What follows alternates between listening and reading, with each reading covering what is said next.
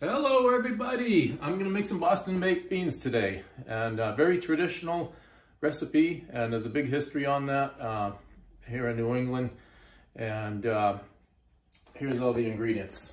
This is a very traditional Saturday supper, and my mother used to make these all the time. Here's my ingredients right here. Navy beans. I'm making 3 pounds today, and they freeze very well. So there's my navy beans, brown sugar, salt pork, diced onions, molasses, salt, pepper, and mustard seed. And here are my baked beans. They've been soaking overnight, and I'm gonna cook these in my nice Le Creuset French oven, aka Dutch oven. And these cook really, really well in this heavy-duty pot. So I'm gonna strain the beans and rinse them off, and then we're gonna put everything all together.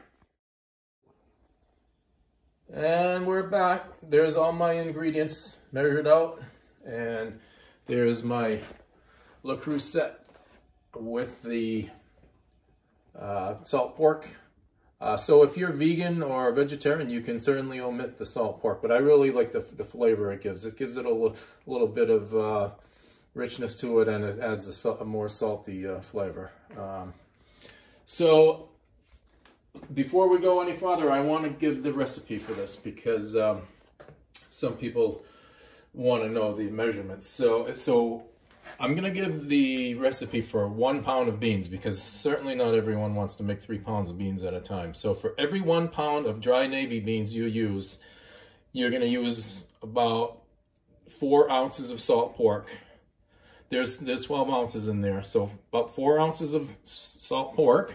And over here, you're going to use 1/4 cup of brown sugar, 1/4 cup of molasses, 1 medium onion diced, 1 teaspoon of salt, about 1/3 of a teaspoon of pepper, and 1 teaspoon of ground mustard.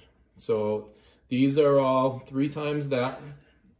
Okay, so here's 3/4 cup of brown sugar. And right here is 3 medium onions diced. And here's the ground mustard, salt, and pepper. And here's the molasses. Now, I love to tell stories about recipes when I make things. To me, that's half the fun. My mother used to make Boston baked beans when we were a kid. She would cook them in a pressure cooker. And that was our traditional Saturday evening supper. Beans and franks, and part of the traditional Boston baked beans dinner way back in the day was they would make brown bread also. And so Kathy's going to tell the story of beans and hot dogs when she was a kid growing up in Maine. Every now and then my mother would go to the local bakery Italian shop, and she would get the beans and hot dogs package, and it would be the baked beans with hot dogs and either dinner roll or brown bread along with coleslaw. Really great combination, and we would so look forward to it. If the Italian bakery wasn't open, there was a store around the corner that had a little bakery section, and they had that as well. It was very, very yummy. So, yeah, that Italian bakery, they make really, really good stuff. And we were there in the area about a month ago, and I looked on their website, they still sell that. It's a very popular item, the hot dogs and beans, and coleslaw too, right, Kathy? Yeah. Oh, yes. Yeah, I wish we were there on a Saturday, because we would have got some to try it out. But yeah, my mother used to serve the brown bread too, and they still make it in a can. It's really good, the can one, the B&M brown bread. But so now all we're gonna do is, yeah. So this goes really good too with Cléton. Around here in New England, that's a popular breakfast item, is Cléton and beans and toast. And check out the end of this video. I'm gonna put a my griton recipe that I made a few months ago. That's another popular New England dish, French-Canadian dish, and I had fun making that video. So I'm going to cover these nice with water, and I'm not afraid to cover these very well because these beans are going to soak up all that moisture, and even when I pull them out of the oven, it may look like there's too much liquid in there. But overnight, these beans are going to just soak that up, and I don't want my beans to be a big clump tomorrow when I serve them. So, all right, so I'm going to cover these beans, and here's my oven. It's at 300 degrees. So I'm going to cook these. You can't overcook in this thing here. I'm going to cook these probably 5, maybe 6 hours. I'll know just by looking at them whether they're ready or not. Traditionally, you may want to cook these in a bean pot, or you can also cook them on a Instant Pot. I've had pretty good luck with Instant Pot. 23 minutes on high in your Instant Pot, and then you just let the pressure come down on its own. I prefer to make them on here. In here, it's a more even cook, and it's traditional, and I just like it. It's kind of fun waiting the amount of time if you have the time. So here we go. I'm going to put these in the oven, and we're going to check on these maybe about halfway through. Okay, it's been about 2.5 hours. So we're going to check the status of these beans. These are about halfway. I'm just going to stir them up a little bit. See that? Okay.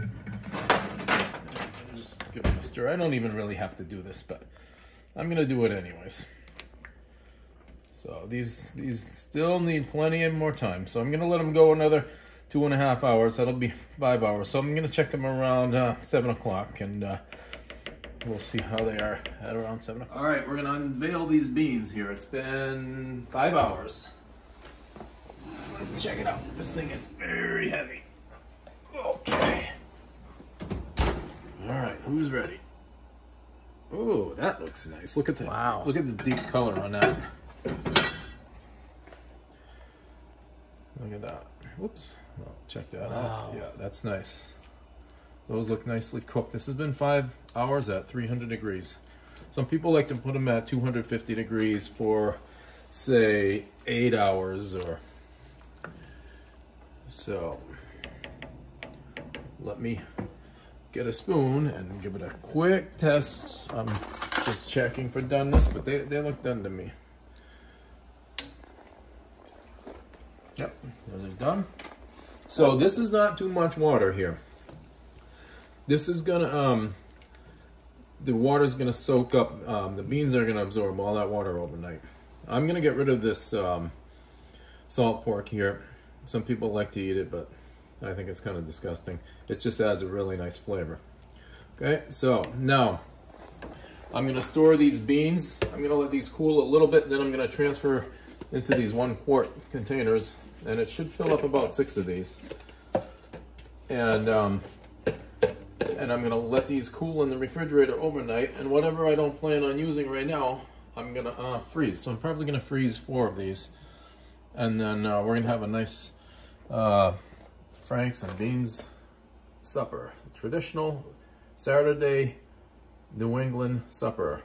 I hope you like the recipe for baked beans, and leave a comment, and if you have any comments, and happy eating, everybody.